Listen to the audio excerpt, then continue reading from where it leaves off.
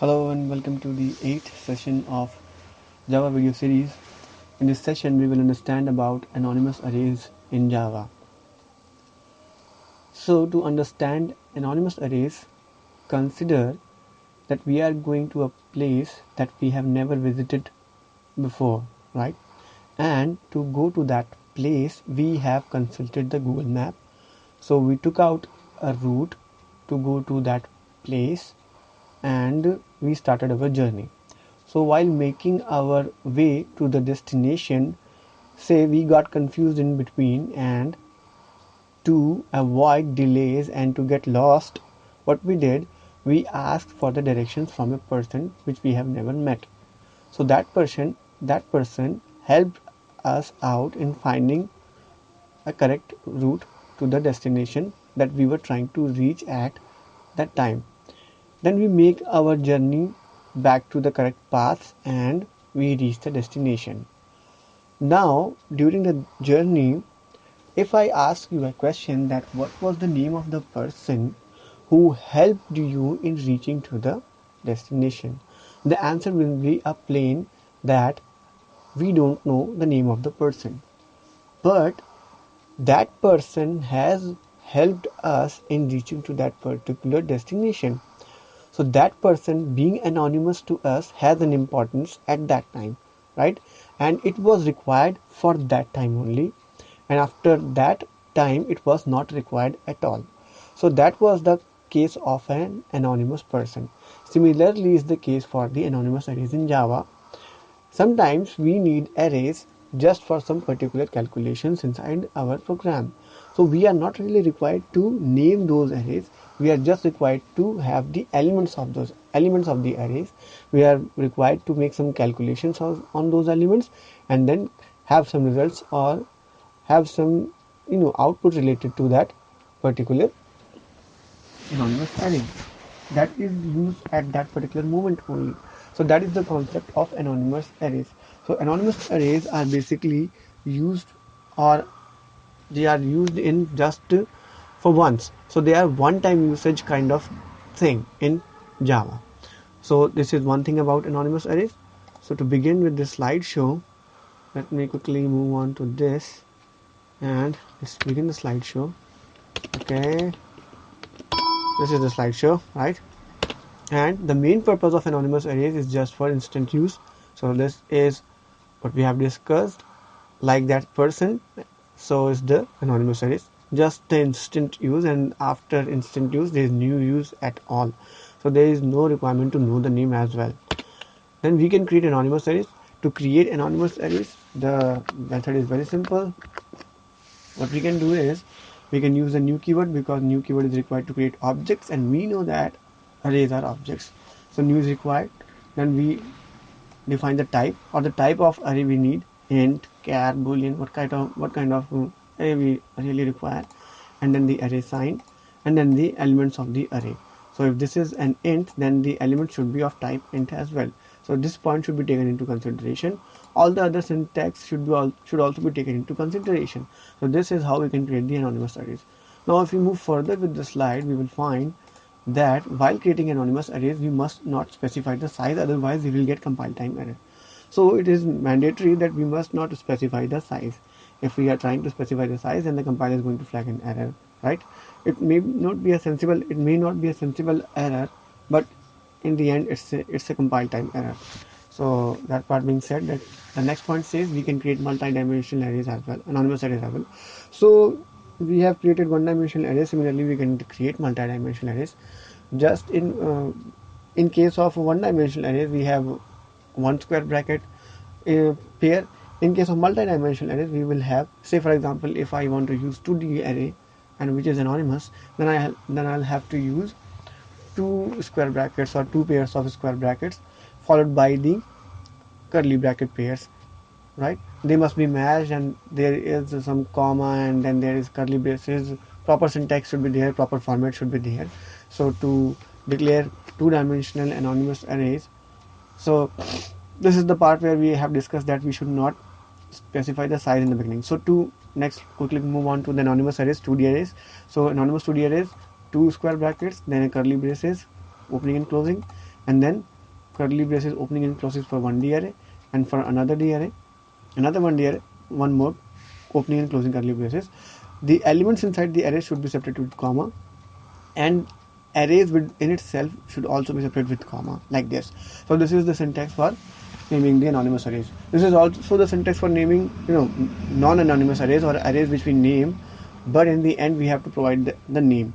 So say if we give this array some kind of name, then it will no longer be called an anonymous array. It will be a named array then, whereas this is a nameless array, right? So this part being said, let's quickly move on to the next point. Based on our requirements, we can give the name for the anonymous arrays, and then it is no longer anonymous, right? Now, array element assignments. This is a very important topic, but before really discussing this topic, let me quickly run a program so that I can show you that if we try to specify the size of the array, we will get the compile time, and if we don't try to, and if we do not specify the size of the array, then there is no problem with the code. So quickly going to the code. The code that is like this. Okay, it's in the main method we are going to call sum, and because we are not using any kind of object with the method, so we have to declare that kind of method as a static. Alright, this is a syntax of the Java. This is the rule of the Java. If that we are calling the method like this, then we have to declare the method as a static. Okay, void is not necessary every time for these kinds of call. You can have any kind of return type, and then we are declaring the argument type as an anonymous array. There is no name for this array, and we are passing this array to the sum function over here.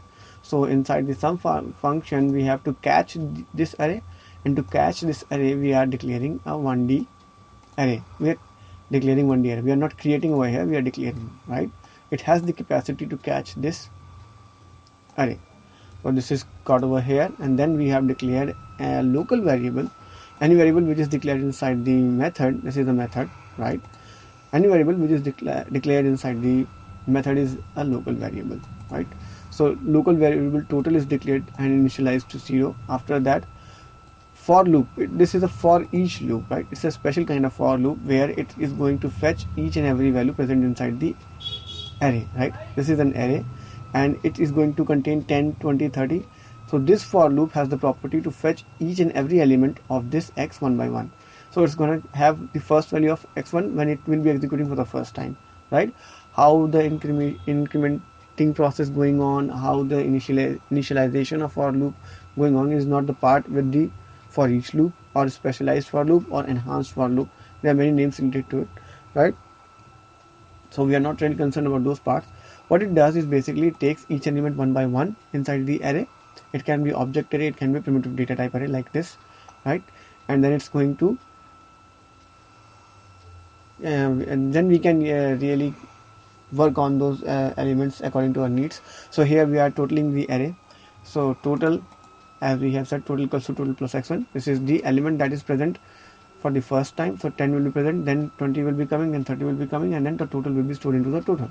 After coming out of the for loop, we have total as a sum, and then we print the sum using the print statement inside Java. So let me quickly save this code, and then we will compile this code so that we can run it. And after running it, the sum is 60 over here. And to prove my point further, let me increase the size over here. So it means anonymous arrays are not size dependent as well. So let me quickly compile this. It compiles again once again fine, and the sum becomes 100 over here. Now say if I try to give a size, say 4, because these are 4 elements, so I have given the size to be 4, so it's going to flag an error, right? It's going to flag an error.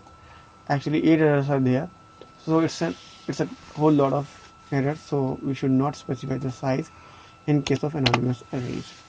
So once again controlling, moving quickly back to the slides and see what's the next point. Yeah, now the next topic says array element assignment. So the elements which are present inside the array can be assigned different kinds of values. What are the rules and regulations related to the assignment of values or assignment of the elements of the array with the particular values or with the particular types is the next topic. So array element assignments. What are the accepted values for particular cases, type casting, etc. These are the things which we are going to discuss now. So let's move on to the new slide, and we can see here that we have case 1. In the case of primitive type arrays as elements, right, we can provide any type which can be implicitly promoted to declared type. So in this case, what we are seeing that, say if we have primitive type arrays, primitive type means we have int, we have char, float, double, etc. We have total 8 of the primitive data types available, and they are as array elements. Okay, so say for example I have an int type of array, so it's a primitive type array, right? So we can provide any type, which can be implicitly promoted to declared type. Say if I have promoted int, and if I am going to promote and then I'm going to assign some value which can be implicitly converted to int, right, then that particular value can be given to that int array. To prove or to clarify my point further, consider that I have created over here, right? I have not initialized it yet. So what's that? It's a creation. And if we consider only the left part, this is only the declaration, right? So this is the creation. So we have created an int array which is one dimensional and named it x, and it can have the capacity of 4 elements inside it. And we know that because of indices, the first element begins with 0. So what we have done, we have tried to given it a 10. Now compiler knows that 10 is an int by default, and we know that array is also int. So this value will be accepted very easily by the array element, and x0 becomes 10. Now x1 is given the char literal, right? It's a char literal because it is enclosed in single quotes, right? So it's a char literal. This char literal will be implicitly converted to int type. Why? Because int can store values greater than char, and we know that char is unsigned and it has a range from 0 to 65535, whereas the range for int is 21, 47, 48, 36, 47. So it's quite big, and it can hold all the values related to char. So that is why int is capable of storing all the char literals. So char literal will be implicitly converted to int type. So a will be stored into the x1, but it's not the a which will be stored, it will be the value associated with the coding system, ASCII code or Unicode, whatever we follow. So in case of small a, the Unicode value or the ASCII code value is 97. So 97 will be there with the x1. Next we are declaring a variable b which is type byte, and then we are going to give it a value 10. Now we know that the range of b is 127 plus 127 to minus 128, and 10 is in between this range, so b can have this value. But say I try to give this value to x2 or the next element of the array, and we know that the array elements are int type and byte value can be assigned to them. So this assignment is also alright. Similarly, s is also alright in this case. But if we try to give the long value to the int value, then it's going to give a compile time error stating there is a possible loss of precision, found is long and required is end. So the maximum that we can give in case of arrays of integer is up to short. We can have char, we can have short, we can have byte, we can have int, right? So there are 4 types that are available in case of primitive type arrays if they are int type of arrays, right? So this is the first case. Now to quickly show this point, let me copy this and let's paste it over here quickly. Control V, code change successfully, saving the code, and it should not be creating any kind of error if there is no, okay, if there is no, it's a problem, right? If there is no error, right? So there is no error, and then we try to run it and we'll find that there is no runtime exception as well. So it's perfectly valid.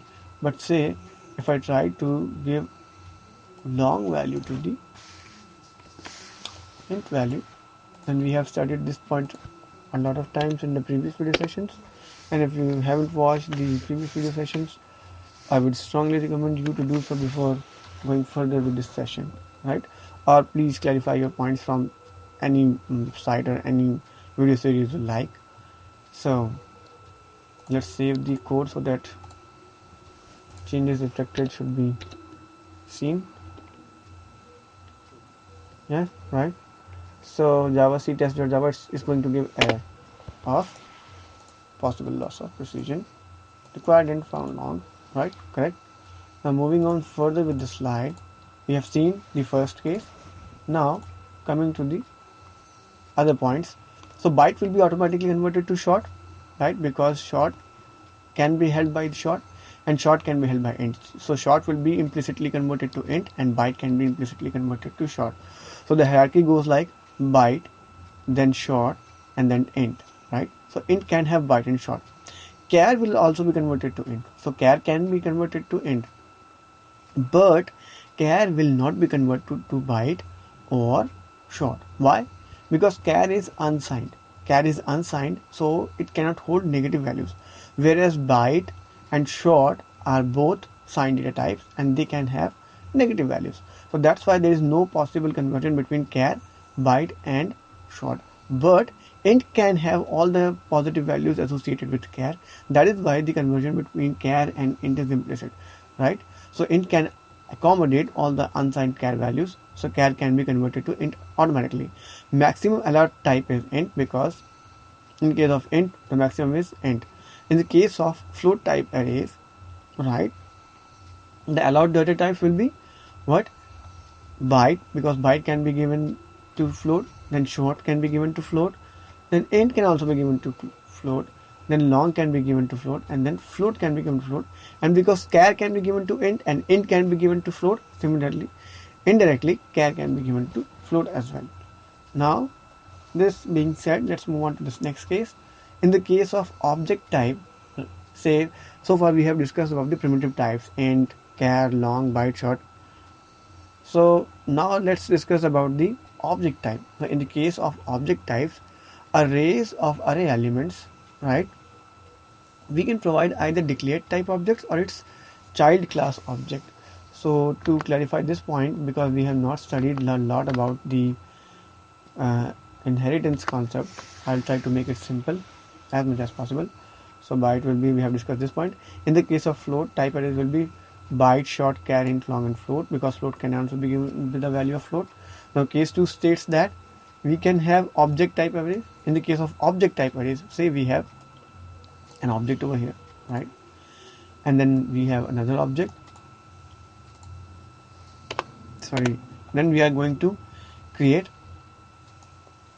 the array of 10 objects, right, and we have to assign values to these objects as to these elements of the object, right? So we can provide either declared type, so we can give it either declared type. So declared type is the object, so we can give it the object type, object, right, because it's a class name, it has to be with the capital letters. So O should be capital, I think, and if it's not, I will reverse it and see the results. Now, so we can provide either declared type, because object is a declared type, then object can be given to the object element, right? So object is given to object, so this is perfectly alright. Or we can give it the child class objects. Now object is the super class, or it's the parent class or the master parent class of all the other classes related to Java, or which we can create inside Java, right? So customize or not customize, both are the child of what? Object class. So any class, say string, number, any class will be the child class of object class. So string is an object, string is a child of object class. So this object can be given to this object, which is an array of type object, right? So this is a possible assignment. So this is not going to give any kind of error. Now A2 is given new integer. Integer is also the child class of object, so this is also very good. This is also perfectly fine. So if I copy this code quickly and paste it over here inside the demo test file, save the code, and if I try to run this, I hope this is not going to give any error. Yeah, this is not going to give any error, and because we are not printing anything, there is no runtime error as well. So these are perfectly fine with each other, and in regards in regard to object class. Now consider another example in which I have a class number array, and the name of that array, number array, is n, and we can have 10 elements inside it. So what are the various possible things that we can give it? We can give it the declared type. So if I try to create an object of type number and then provide it to the elements of the array, then it's perfectly alright. And we can give it the child objects. So number class is the superclass of integer and byte in short. So we can have the objects from these classes, but string is not the child class of number. So if we try to give the string type of object, this is a string type of object, right, to a number element, okay, number object, then it's gonna give us error. So new integer 10, okay, new double, okay, because they both are the number child classes, number child classes, but this is not the child class of number. It's the child class of object. This is also child class of object, but they together are not child classes, or there is no relationship between these two classes at all. So we are going to get incompatibility errors. Was found what? String java.lang of string, and required is java.lang number. So let me quickly comment these things out so that we can run it easily. So first I have shown you the first one. Let me show you the second one. Copying the code from this point and pasting it over here. Saving the code, and after saving the code, let me quickly run this and show you the errors. So these are the errors, right? Unexpected, yada yada yada. But if I remove this one, then it's perfectly alright with the other elements to. Okay, it's not compiling at all now. Okay, what? Because let's clear this and see the errors correctly. What's the problem? Clear this, right? Okay, Java CLS is not the right command over here. Maybe I have not compiled it correctly. So what it expected, it expected. Okay, it's braces. How stupid of me. It's a square bracket that should be given to it. Is it square bracket? No, it's not required to have the square bracket. It can be the curly bracket as well, I think. So this is the curly bracket, right? This can be given to this. So this is given, and then saving the code should compile fine, and it should run also fine, because we are going to give the ton, and what we are going to do, we are test right. What is expected? This or this is expected. So what was the problem with this? Not a statement. Number n is, because the new number is not a statement. Maybe this thing belongs to java.lang string class. So I may have to have, no, it's not a string class. It's the lang package. So it must be there inside the package class. So found java.lang number required java. Okay, I have to import this one, right? I have to import this one so that this program should work correctly. So to import it, I have to write down import. Certain files will be required by this, and I save it. And after saving this code, if I try to compile it once again, I'll find that it's again giving me error. Wow, because I am not clearly mentioning the thing over here. Now save it once again and see if it's working. I'm taking too much time, I'm sorry, and it's working fine. So okay, come on, show me the runtime. There is no runtime error as well. Now showing you the errors also. Already have shown you a lot of them, but I have fixed it eventually. That's the best part. So if you mark required is number, but where is found is string, right? So this part being said, let's move on further with the slide and see. So case 2 is done, and then for interface type, we have interfaces in Java, right? We have say if we have arrays with interface type arrays, they are int type arrays, they are object type arrays, similarly they are interface type arrays. So if they are interface type arrays, what are the elements, what are the possible things that we can provide to its elements? Elements are type of interface, right? So as array elements, its implementation class objects. So say if class A is there and it's implementing that in particular interface of which we are making an array, right, of that particular interface, right, of that particular interface, of what interface. Say if there is an interface A and I'm making an array of that interface A, what are the possible values that can be given to the array of that interface A, right? What can be the possible value? The possible values can be the one which a class say a class which implements the interface A. Only the objects from those classes can be given to the interface. And to clarify this confusing point which I have complexed out, right? Say runnable is an interface, right? Runnable is an interface. We are creating 10 elements of runnable, which is an interface, and thread is the class which implements runnable. So I can give this object. We create the object using new, right? New keyword. So creating this object and providing it to the first element of the runnable array, and then new string, because thread implements runnable, it can be easily assigned to the runnable. But string is not the child class or the implementing class of the runnable class, and that's why it's flagging an error.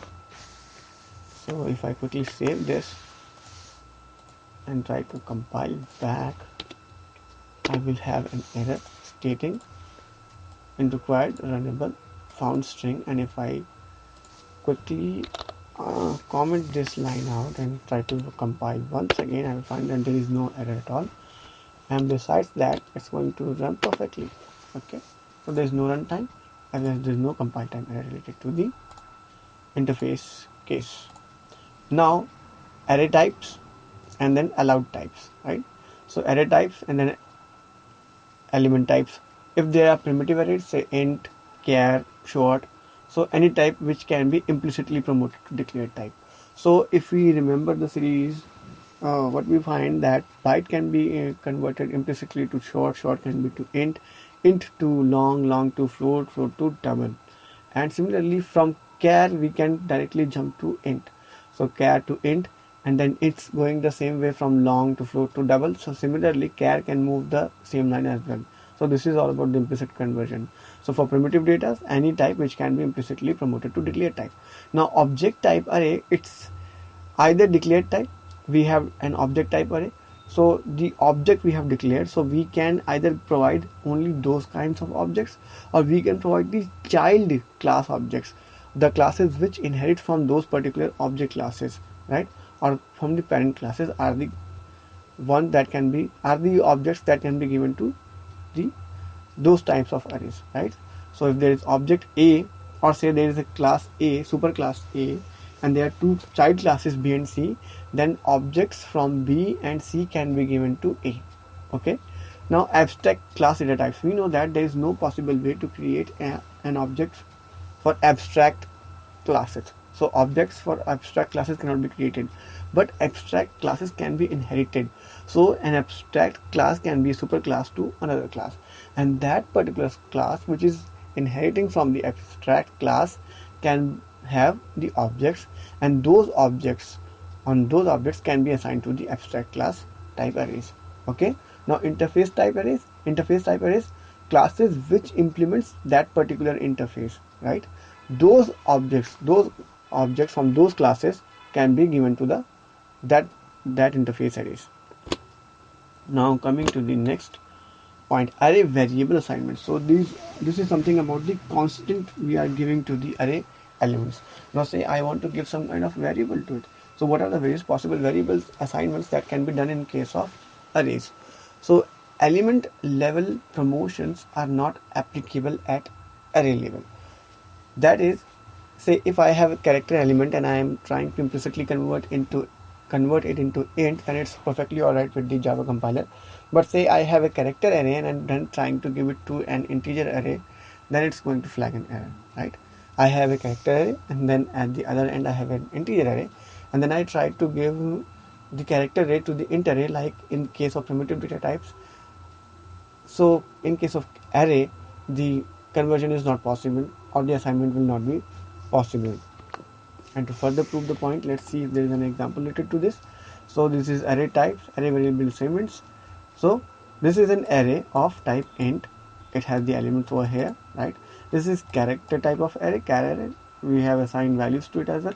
Now int b is of int type, right? Because b is of int type, x can be given to b. So this assignment is perfectly alright. Besides that, x is an array of one-dimensional array, b is also a one-dimensional array. So dimensions should also match. So b can be provided the values from x, right? But in case of c is type int, and we know that ch is type char array. So when it comes to the question of primitive, this conversion from char to int was possible, but in case of arrays it's not possible, and we are going to get compatibility error. So let me quickly run this code, and running this code like this, saving the code once again. Okay, this is going to give me an error. Why?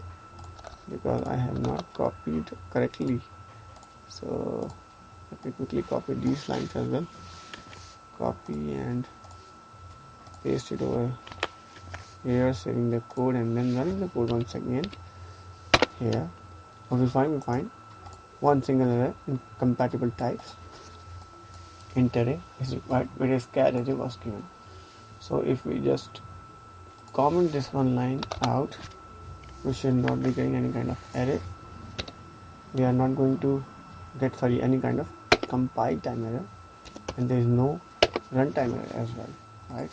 So this part being said, let's move on further with the slide and see what's going to give. So which of the following promotions will be performed? This is one question. So char to int is perfectly alright, but char array to int array is false. Int to double is perfectly alright, but int array to double is false. Float to int is not possible because int can be given to float, but float cannot be given to int. So this is false. Similarly, next, float array to int array is also false. String to object is true, and string array to object array is also true, right? String array to object array is also true. Whereas in case of primitive types, that was not possible, but in case of object array type, it was possible. It's possible, right? Let's move on further with the slide and see. In the case of object type, right, we have seen the example on the previous slide. So in the case of object type arrays, child class type arrays can be promoted to parent class type arrays. So if we go back to the previous slide, we will find that child type, string is a child type, so child type array can be promoted to the parent class. So this is a child type array, and this can be promoted to the parent class array. So that's why this part is true. Okay, that part is also true. Next point, whenever we are missing one array to another, right?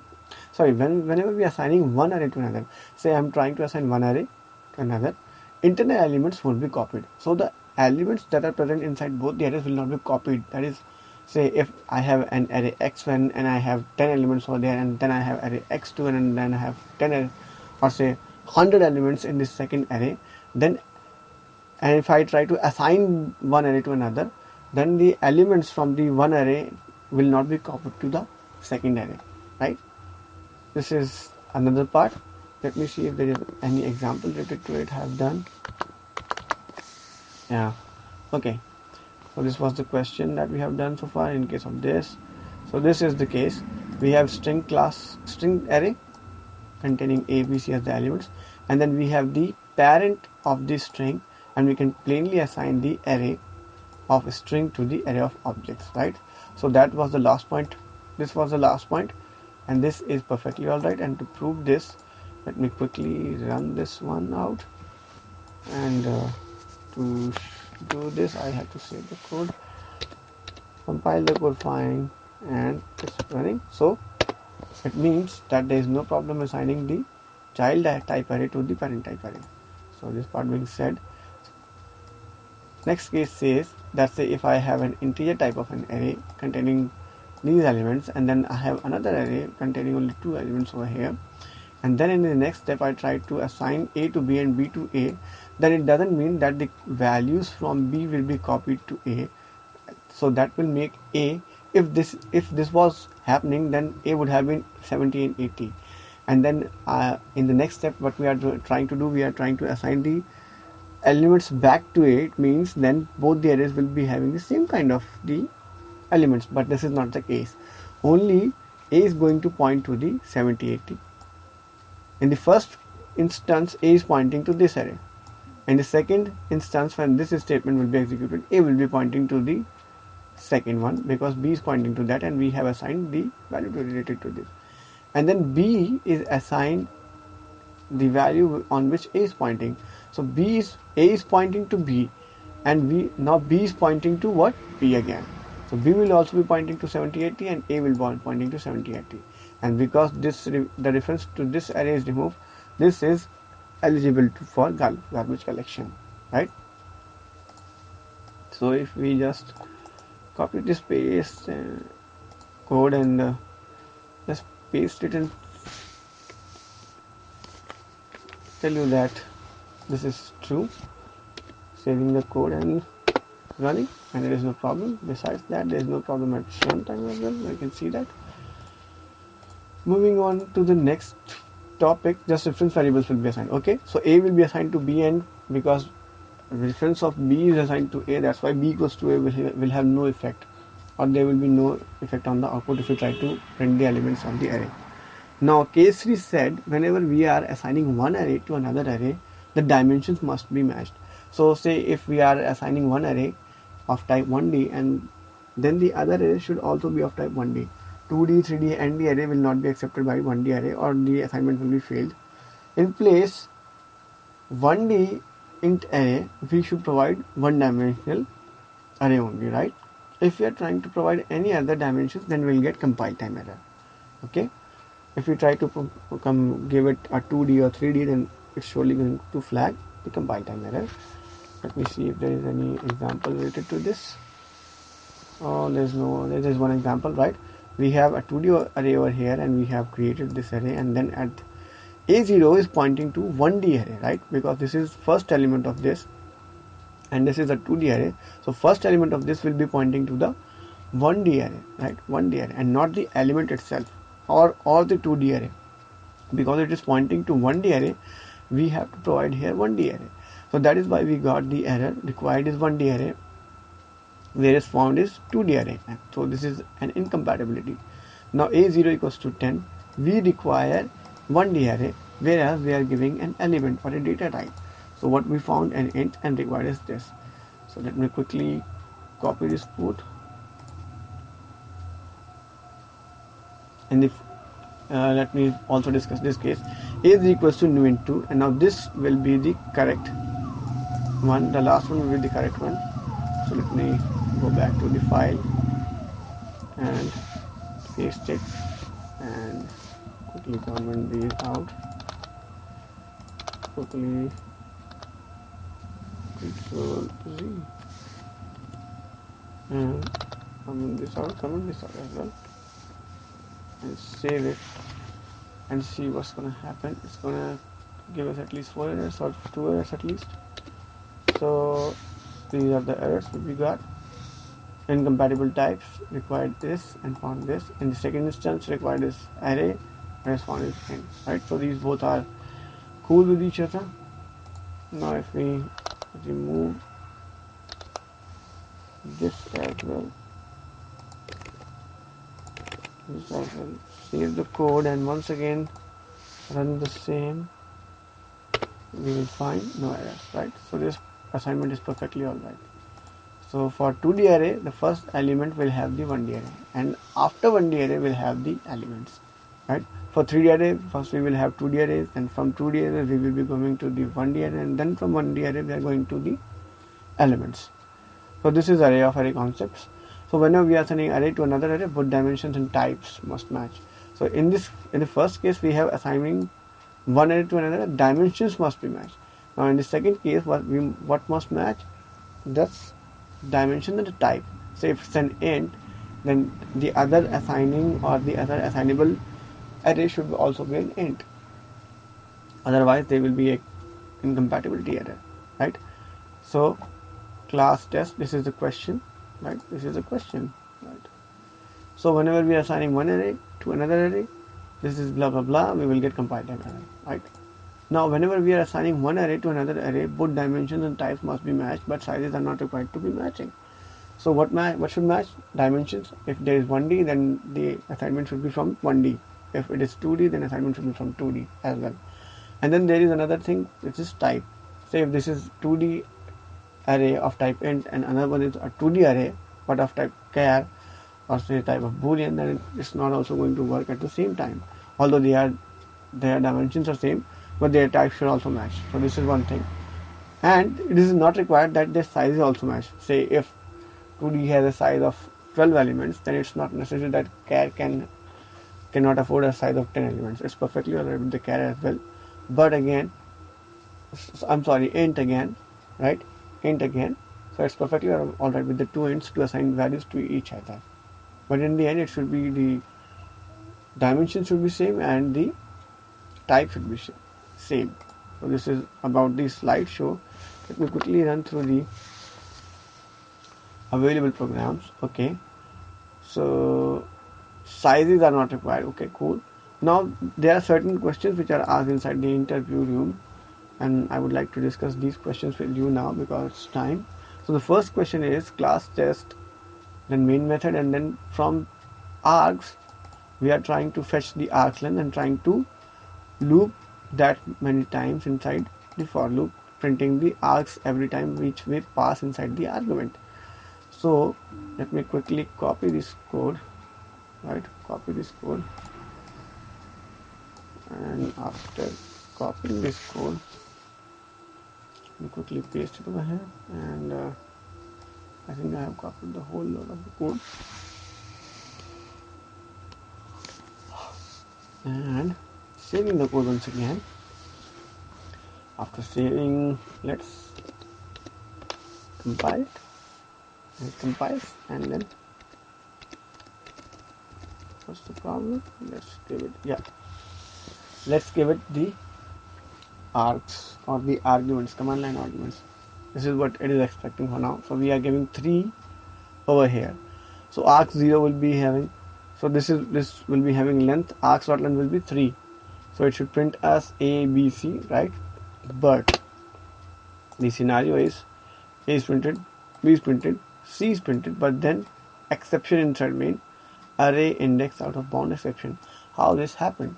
If you pause the video and consider or look or think for a moment, you may find the answer. Actually, 0 is for arg0, right? Arg0 means the index is starting from 0. Then B will have index 1, C will index 2, and we know that args.length means 3. So I can move up to 3. So as soon as after 2 I moves to the next, that is 3, it will find that the array arguments that were passed from the command arguments are all exhausted. So that is why we are going to get array index out of bound exception. Consider one more example, one more question that is asked. So ABC is going to give the same error. AB is going to give the same error because again it's going to have two values and indexes being 0 and 1. 2 will be executed by the args.length, and it's going to say that array index of bound once again. And in case of test over here, we will have the same problem once again. So if we run this once again with no C, we see that there is indeed error with array index of bound after printing A and B. And when we run this without any arguments, we still have. Why? Because we are not passing any arguments, and the length is going to be 0, and 0 is going to be equal to 0. So this code is going to, or this loop is going to execute at least once, and it will not find the respective elements, and it will say that array index of bound, right? Like I have explained earlier in the videos. So these 3 are the cases related to this question. It's a very famous question asked many times in interview rooms while placements. Now coming to question 2. Question 2 states that we have a main method, and then we are defining what we are defining. We are defining in one go or in one line the declaration, the creation and initialization of the array. So we have initialized argh to xyz. It's a string form, right? Because it is all the elements are inside the double quotes. So x is a string, y is a string, and z is a string. It's not a character literal, it's not a variable name. Remember this. So it's a string. So string array is able to accept string type of elements, and besides that we have used it in a single line. We have created this all thing into a single line. So args is the string 1D array. This is arg h is also 1D array. Besides string is the type, and over here string is type. So both the criteria matched. So we can assign these values to args s.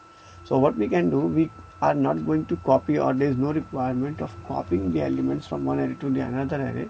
It's only the reference that gets changed. So args gh should contain the reference of args. So that's what we did. Args, we have given the reference of args. That is the reference of this array to args, this one, right? So argh's reference is given to args, and so args is pointing to xyz. Argh is also pointing to the same. Argh has not had not lost its right over xyz, right? Now if we try to run the program using for each loop or enhanced for loop, we'll find that's running perfectly. So say we give it xyz, or we just copy this code, right? We just copy this code once again and then paste it over here. What is going to happen is Control V and quickly save the code and then run, and we will see that it's okay.